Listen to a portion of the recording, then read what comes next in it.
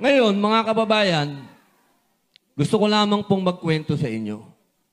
Kasi lagi ho akong binabanatan. Pag tinignan nyo social media, sasabihin dyan, si Robin Padilla, tuta yan ni Tigong. Abe, nagkakamali kayo. Bulldog ako, hindi ako tuta.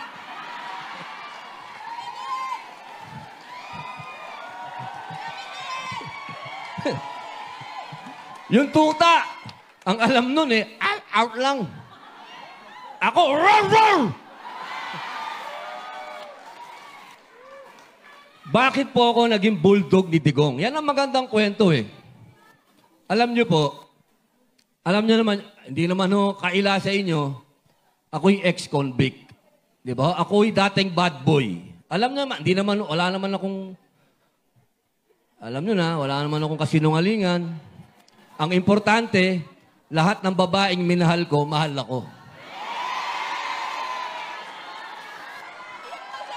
Walang kahit isang babae ang nagsasabing hindi ko sila minahal. Okay? Kaya, yung pagka-bad boy ko, sweet yun, sweet. Alam nyo naman, si Tigoy. Alam nyo, si Tigong, bad boy din yun. Kaya idol ko yun.